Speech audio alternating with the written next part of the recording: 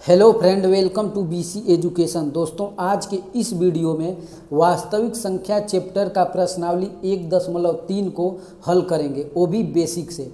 तो दोस्तों, वीडियो शुरू करने से पहले आज का मोटिवेशन। दोस्तों, बिना पढ़ाई के जीवन एक बीमार व्यक्ति की भांति होता है। दोस्तों, यदि अपने दिमाग पर जितना जोर डालेंगे, दिमाग आपका उतना ही विकसित होगा। दोस्तों, इतना कठिन सवाल या फिर आपको इतना कठिन सब्जेक्ट इसलिए पढ़ने को दिया जाता है कि आप कठिन परिस्थितियों में अच्छे फैसले ले सकें।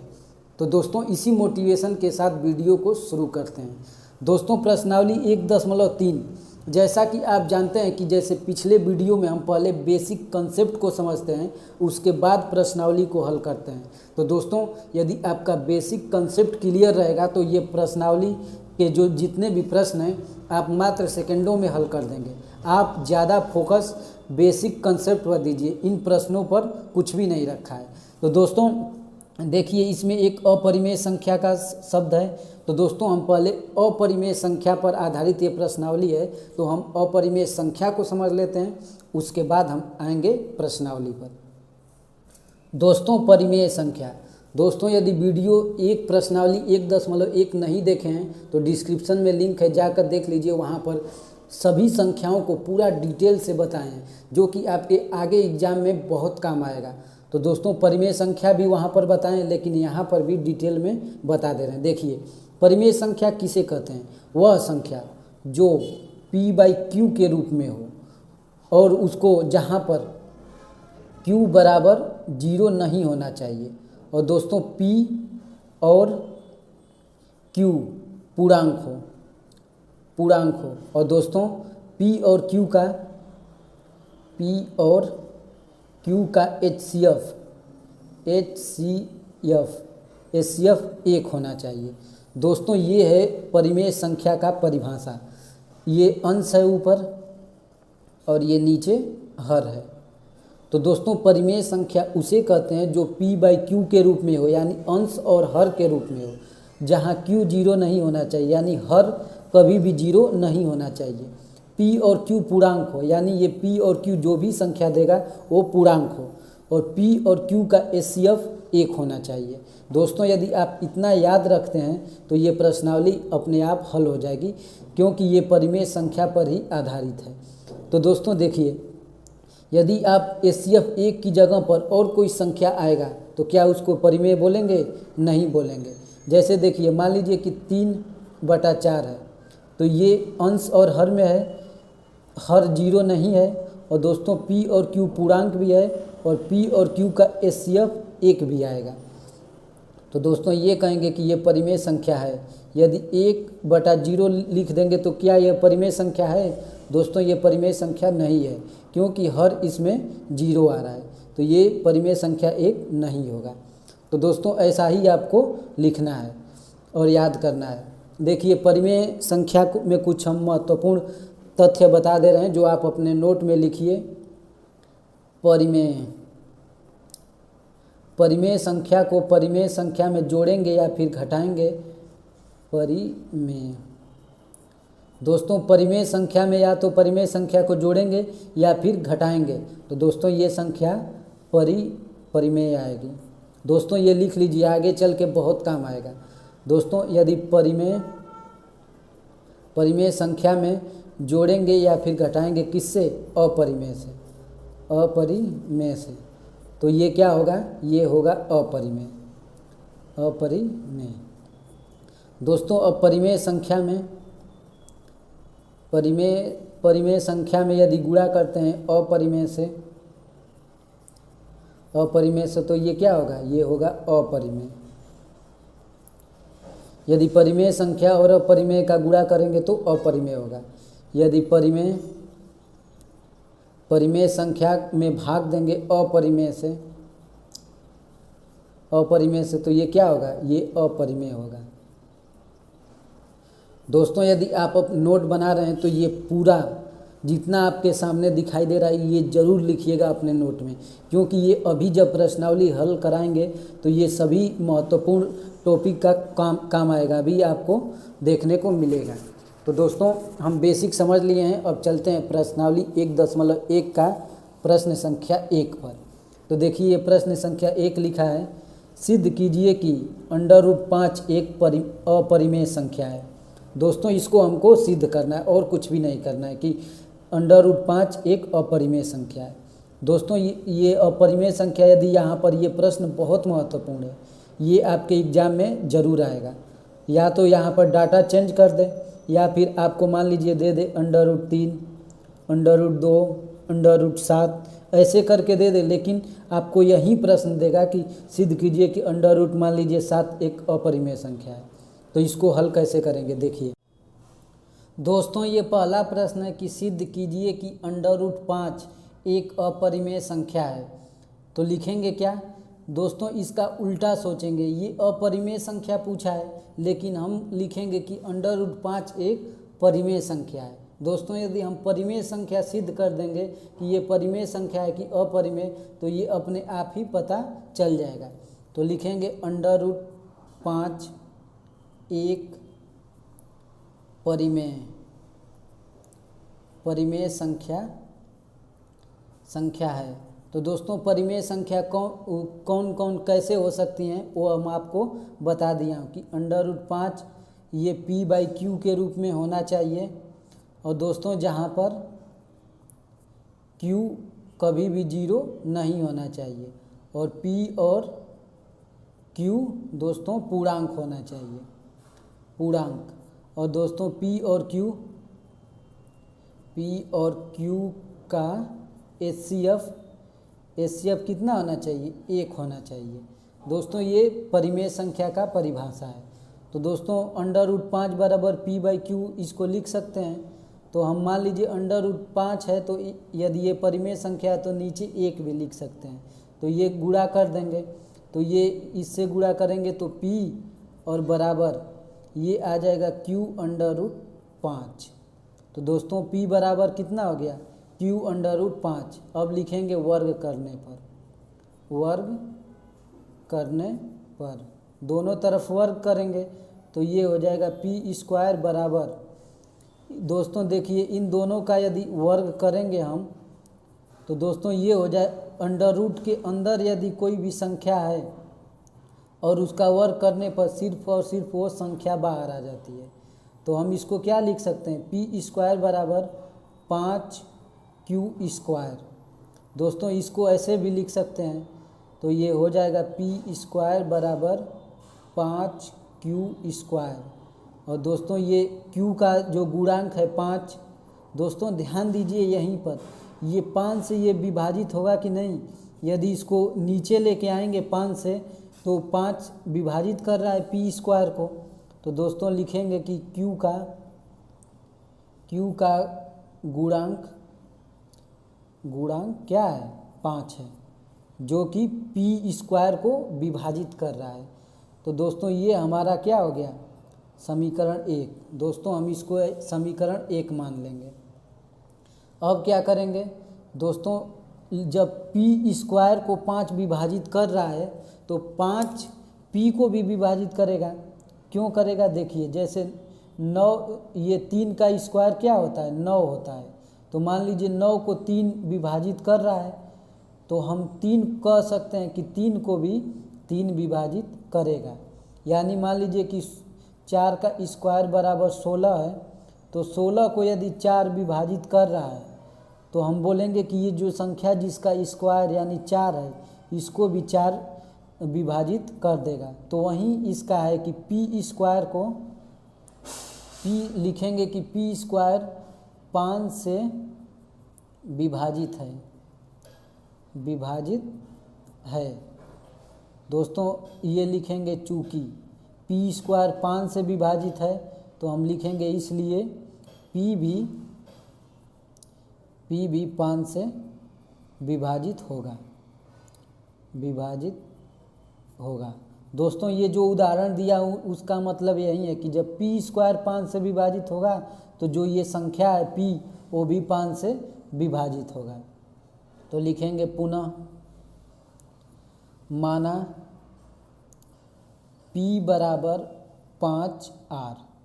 तो इन दोनों का भी वर्ग करेंगे, वर्ग करने पर तो दोस्तों लिखेंगे पी स्क्वायर बराबर, इन दोनों इसका भी वर्ग करेंगे और इसका भी करेंगे, तो 5 पच्चे 25 आर स्क्वायर हो जाएगा। और दोस्तों ये पी स्क्वायर का यहाँ पर मान क्या दिया है, देखिए पी स्क्वायर बराबर 5 क्यू स्क्वायर, तो पी स्क्वायर को हम लिख सकते हैं 5 क्यू स्क्वायर। तो यहाँ पर लिखेंगे पी स्क्वायर की जगह पर 5 क्यू स्क्वायर बराबर 25 आर स्क्वायर। तो दोस्तों ये क्यू स्क्वायर बराबर कितना हो जाएगा, ये 5 नीचे आ जाएगा, तो 25 बटा में 5 और ये आर स्क्वायर। तो हम इसको यहाँ से काट सकते हैं, 5 बचे 25, तो क्यू स्क्वायर बराबर कितना हो गया 5 आर स्क्वायर। तो दोस्तों ये हो गया हमारा समीकरण 2। तो यहाँ पर देखिए क्यू स्क्वायर को 5 विभाजित कर रहा है, तो क्यू को भी करेगा, जैसे हम यहाँ पर लिखा हूँ कि पी स्क्वायर को 5 विभाजित कर रहा है तो पी भी 5 से विभाजित होगा। उसी तरह यहाँ भी क्यू स्क्वायर से 5 विभाजित हो रहा है तो ये क्यू भी 5 से विभाजित होगा। तो हम यहाँ पर लिखेंगे चूँकि क्यू स्क्वायर 5 से विभाजित है, तो दोस्तों इसलिए क्यू भी 5 से क्या होगा, विभाजित होगा। दोस्तों इस प्रश्न में कुछ भी नहीं है, बस थोड़ा लिखना है और कुछ भी है नहीं। तो लिखेंगे ये चूँकि पी व क्यू दोनों 5 से क्या है, विभाजित है, अतः इसका एचसीएफ कितना आ गया, एचसीएफ पी और क्यू का 5। लेकिन दोस्तों ये तो इसका एचसीएफ 1 आना चाहिए, तो लिखेंगे जो हमारे नियम के विपरीत है। दोस्तों कोई परिमेय संख्या तभी हो सकता है जब दोनों का एचसीएफ 1 आना चाहिए। तो हमने सिद्ध कर दिया, इसलिए सिद्ध कर दिया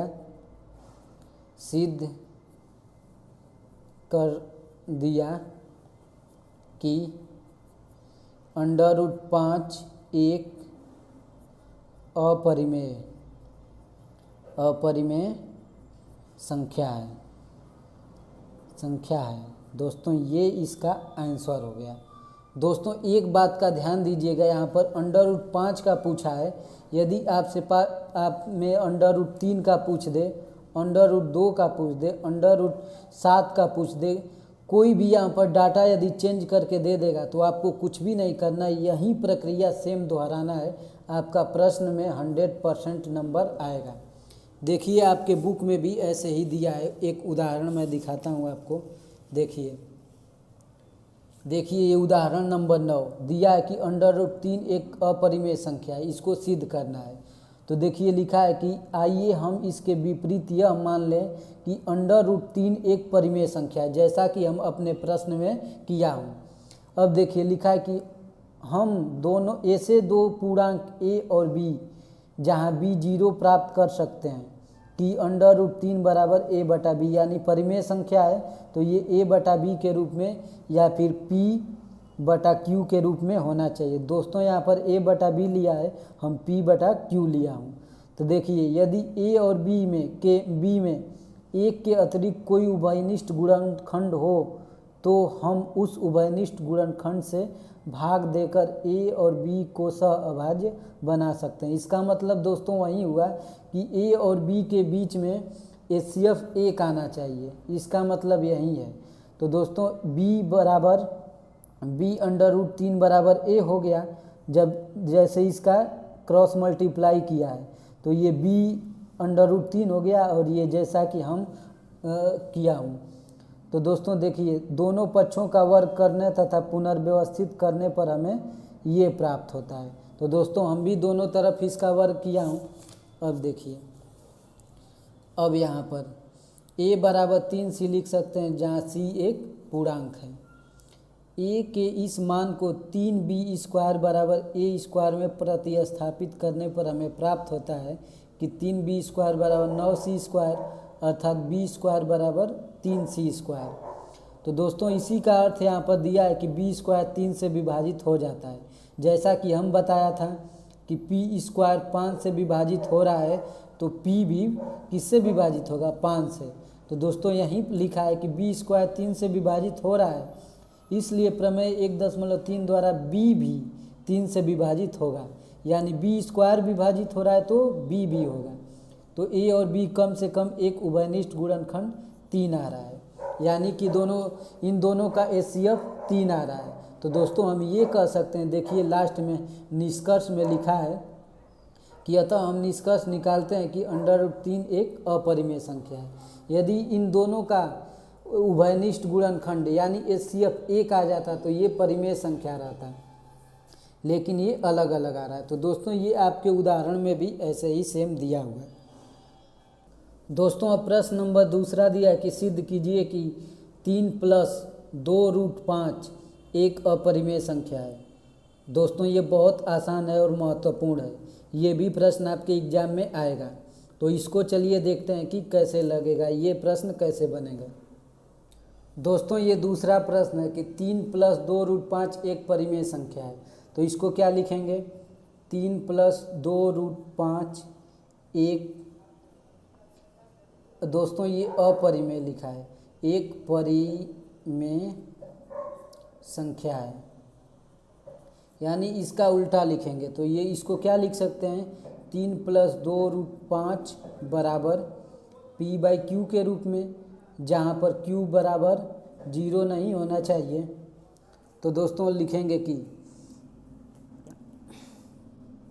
दोस्तों देखिए अब ये अंडर रूट वाली संख्या एक जगह रखेंगे और ये 3 को इधर लेके आएंगे। तो लिखेंगे 2√5 बराबर p/q। दोस्तों ये प्लस में है तो इधर में आके माइनस में हो जाएगा। तो दोस्तों देखिए ये p/q तो परिमेय संख्या है, परिमेय संख्या, और इसके भी नीचे 1 लगा देंगे तो ये भी परिमेय संख्या हो जाएगी। तो दोस्तों परिमेय और माइनस परिमेय क्या होता है, परिमेय होता है।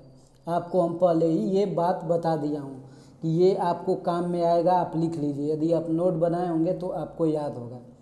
तो दोस्तों देखिए ये 2 को भी नीचे ले आएंगे तो ये क्या हो जाएगा, अंडर रूट 5 बराबर p/q माइनस 3, ये बटा में हो जाएगा 2। दोस्तों ये समीकरण हमारा 1 हो गया। अब क्या लिखेंगे कि चूँकि p/q माइनस 3 एक क्या है, परिमेय संख्या है, एक परिमेय संख्या है। तो लिखेंगे हम जानते हैं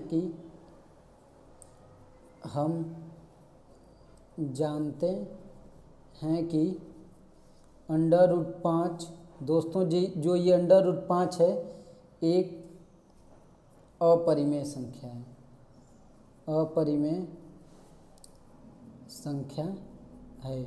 दोस्तों ये अभी हम सिद्ध किए थे जो पिछले वाले पहले प्रश्न में। तो लिखेंगे कि परिमेय और अपरिमेय संख्या बराबर नहीं हो सकती। देखिए अब यहाँ पर लिखेंगे परिमेय और अपरिमेय संख्या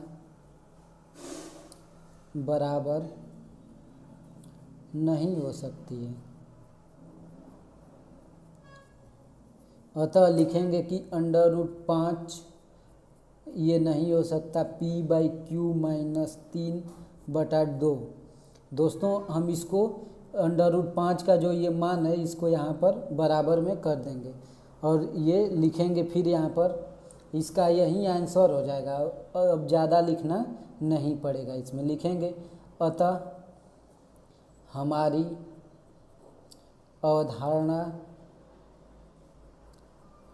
अवधारणा गलत है। लिखेंगे 3 + 2√5 एक अपरिमेय अपरिमेय संख्या है। दोस्तों यदि जब आप इतना लिखेंगे शुरू से अंत तक, देखिए यहाँ से शुरू करेंगे और इतना लिखेंगे तब आपको पूरे पूरे नंबर मिलेंगे। देखिए एक उदाहरण देखते हैं, आपके बुक में भी सेम ऐसे ही दिया हुआ है। देखिए दर्शाइए कि 5 माइनस √3 एक अपरिमेय संख्या है। तो आपको क्या करना है, कुछ भी नहीं करना, आपको उल्टा सोचना है। लिखा है कि आइए विपरीत मान लेते हैं कि 5 माइनस √3 एक परिमेय संख्या है। हम अभाज्य ऐसी संख्याएं a और b जहाँ पर b 0 नहीं होना चाहिए उस रूप में लिखते हैं, जैसे 5 माइनस √3 a/b जहाँ पर b 0 नहीं होना चाहिए। तो देखिए यहाँ पर उल्टा कर दिया है, ये 5 इधर कर दिया है, तो 5 बराबर माइनस a/b और बराबर √3 कर दिया है। तो दोस्तों √3 का मान कितना आ गया, 5 माइनस a/b। तो लिखेंगे चूँकि a और b पूर्णांक है इसलिए 5 माइनस a/b एक परिमेय संख्या है, जैसा कि हम प्रश्न में आपको सिखाया हूँ। अर्थात √3 एक परिमेय संख्या होगी। दोस्तों जब ये परिमेय संख्या होगी तो ये भी परिमेय संख्या होगी, परंतु इसके तथ्य का विरोधाभास प्राप्त होता है कि √3 एक अपरिमेय संख्या है। दोस्तों √3 जैसे हमारे में √5 एक अपरिमेय संख्या है, उसी तरह √3 भी एक परिमेय संख्या नहीं है। तो यही लिखेंगे कि विरोधाभास अपनी गलत कल्पना के कारण प्राप्त हुआ कि 5 माइनस √3 एक परिमेय संख्या है। अतः हम निष्कर्ष निकालते हैं कि 5 माइनस √3 एक अपरिमेय संख्या है।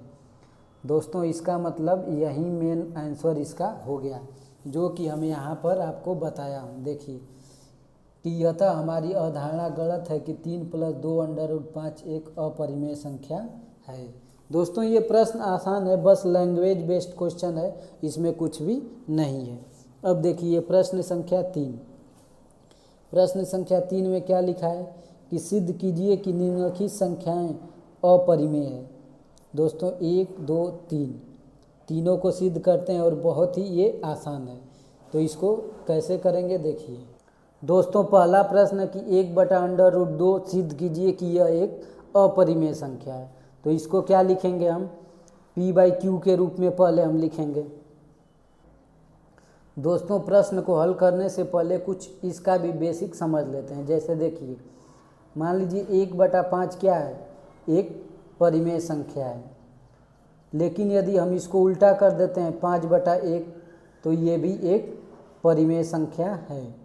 यानी दोस्तों जो परिमेय संख्या को उल्टा करेंगे तो वो भी एक परिमेय संख्या होगा, लेकिन यदि 0/1 करेंगे तो दोस्तों ये तो परिमेय संख्या होगी, लेकिन यदि हम 0/1 कर दें, ये नहीं 1/0 कर दें तो ये परिमेय संख्या होगी, नहीं होगी, क्योंकि हमें q = 0 नहीं आना चाहिए। तो दोस्तों ये सभी समझाने का मतलब ये है कि अभी आगे प्रश्न में इसका काम आएगा। तो दोस्तों देखिए ये पहला प्रश्न है कि 1/2, तो इसको लिखेंगे 1/√2 एक परिमेय संख्या है, परिमेय संख्या है। तो दोस्तों ये क्या लिखेंगे 1/√2 बराबर p/q, जहाँ q = 0 नहीं होना चाहिए। तो दोस्तों इसको लिखेंगे उल्टा करने पर, उल्टा करने पर। तो दोस्तों ये हो गया, इसको उल्टा करेंगे तो √2/1 हो जाएगा, और इसको उल्टा करेंगे तो q/p हो जाएगा। तो दोस्तों तिर्यक गुणा करेंगे तो ये क्या हो जाएगा √2। दोस्तों अब देखिए इसको लिख सकते हैं √2 बराबर q/p। दोस्तों देखिए जब भी √ के अंदर यदि अभाज्य संख्या होगी तो वह संख्या अपरिमेय होगी। तो ये क्या है अपरिमेय, अपरिमेय, और ये क्या है परिमेय है, परिमेय। तो दोस्तों अपरिमेय और परिमेय संख्याएं कभी भी बराबर नहीं होती हैं। तो लिखेंगे यहाँ पर चूँकि p/q एक परिमेय संख्या है, एक परिमेय संख्या है। दोस्तों इस प्रश्न में बस लिखने के लिए ज़्यादा आता है, इसीलिए ये प्रश्न आपको बड़ा लगता है, लेकिन ये बड़ा नहीं है, बहुत छोटा है। p/q एक परिमेय संख्या है, हम जानते हैं और √2 एक अपरिमेय संख्या है। √2 एक अपरिमेय संख्या है। तो लिखेंगे अतः, दोस्तों ये एक समीकरण हो गया। अतः समीकरण 1 से यह स्पष्ट होता है हमारी मानी गई अवधारणा गलत है। अतः 1 से यह स्पष्ट होता है कि हमारी मानी गई अवधारणा गलत है। अतः हम लिख सकते हैं यहाँ पर अब फाइनल आंसर, अतः 1/√2 एक अपरिमेय संख्या है। दोस्तों जब आप इतना लिखेंगे तो आपको पूरे नंबर मिलेंगे। और दोस्तों ये बहुत आसान है, इसमें कुछ भी नहीं करना है, आपको सिर्फ उल्टा कर देना है और देखना है कि ये अपरिमेय है तो ये p/q अपने आप परिमेय हो जाएगा। तो दोस्तों अपरिमेय और परिमेय संख्या का कोई भी ये नहीं है, अपरिमेय और परिमेय आ जाएगा तो दोस्तों वो कभी भी बराबर नहीं होती हैं। तो दोस्तों वहीं बस लिख देना कि p/q एक परिमेय संख्या है, हम जानते हैं, जहाँ पर √2 एक परिमेय संख्या है। तो इससे स्पष्ट होता है कि 1/√2 भी एक अपरिमेय संख्या है। दोस्तों ये दूसरा प्रश्न है कि 7√5 यह एक अपरिमेय संख्या है, इसको सिद्ध करना है। तो क्या करेंगे, लिखेंगे पहले 7√5 परिमेय संख्या है। दोस्तों इसका उल्टा लिखते हैं, तो 7√5 बराबर p/q। तो दोस्तों ये देखिए, ये अब √5 बराबर ये नीचे आ जाएगा तो ये p/5q हो जाएगा। तो दोस्तों ये देखिए, ये तो है परिमेय संख्या और ये क्या है, ये है अपरिमेय संख्या। तो अपरिमेय और परिमेय कभी भी बराबर नहीं हो सकते। तो हम लिखेंगे कि 7√5 एक अपरिमेय संख्या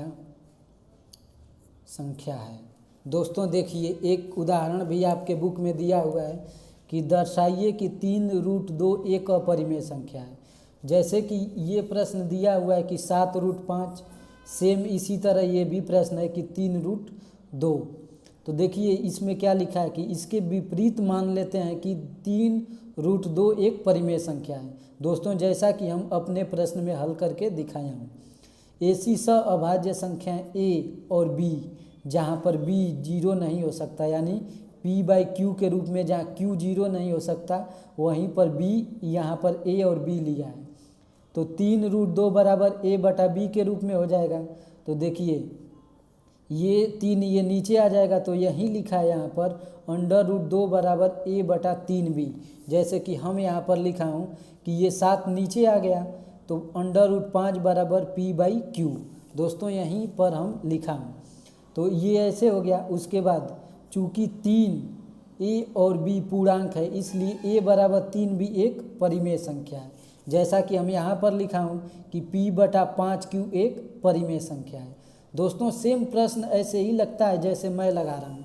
अब देखिए, इसलिए √2 भी एक परिमेय संख्या होगी, यानी दोस्तों जैसे ये परिमेय जब है तो √5 भी एक परिमेय संख्या होगी। तो क्या लिखेंगे कि परंतु इस तथ्य का विरोधाभास प्राप्त होता है कि √2 एक अपरिमेय संख्या है। दोस्तों इससे तो ये परिमेय हो रहा है, लेकिन √5 क्या है, हमने पहले ही प्रश्न में सिद्ध किया था कि ये एक अपरिमेय संख्या है, अपरिमेय संख्या है। तो यही लिख रहा है कि विरोधाभास हो रहा है कि √2 एक अपरिमेय संख्या है। अतः हम यह निष्कर्ष निकालते हैं कि 3√2 एक अपरिमेय संख्या है। दोस्तों वहीं हम यहाँ पर भी लिखा हूँ। तो दोस्तों आपके उदाहरण में भी सेम ऐसे ही दिया हुआ है और हम प्रश्न भी ऐसे ही किए हैं। दोस्तों अब तीसरा प्रश्न देखते हैं, उसमें क्या है, सेम इसी तरह उसको भी हमको करना है।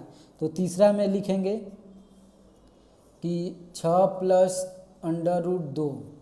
तो दोस्तों इसका क्या करेंगे, लिखेंगे कि 6 + √2 एक परिमेय संख्या है, परिमेय संख्या है। दोस्तों अपरिमेय पूछेगा लेकिन हमको परिमेय संख्या सिद्ध करना है। तो लिखेंगे 6 + √2 बराबर p/q के रूप में लिख देंगे, जहाँ पर q 0 नहीं हो सकता है। दोस्तों ये तो शुरू से ही आपको बताते आ रहा हूँ। तो √2 बराबर ये 6 नीचे आ जाएगा तो p/6q हो जाएगा। तो दोस्तों ये क्या हो गया, ये परिमेय हो गया, परिमेय, और ये अपरिमेय, अपरिमेय। तो दोस्तों ये अपरिमेय हो गया, ये परिमेय हो गया। तो दोस्तों ये विरोधाभास हो रहा है कि जब ये परिमेय और अपरिमेय कभी बराबर नहीं हो सकता है। तो हम लिखेंगे यहाँ पर, अतः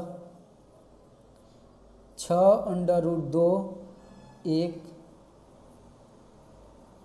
परिमेय संख्या है, संख्या है। दोस्तों ये हमारा आंसर हो गया। दोस्तों इसमें इस प्रश्नावली में कुछ भी नहीं था, बहुत ही आसान था। यदि एक बार में वीडियो नहीं समझ आए तो दूसरा बार देखिएगा, क्योंकि हम पूरा बाकायदे उदाहरण बुक में जो आपके उदाहरण है दिखाकर आपको समझा दिया हूँ। तो दोस्तों यदि पूरा प्लेलिस्ट चाहिए तो डिस्क्रिप्शन में लिंक है, जाकर देख लीजिए। उसमें बेसिक से अंत तक पूरा चैप्टर का प्लेलिस्ट है कक्षा 10 का। तो दोस्तों आज के लिए इतना ही। चैनल पर नए हैं तो प्लीज़ चैनल को ज़रूर सब्सक्राइब कर लीजिए।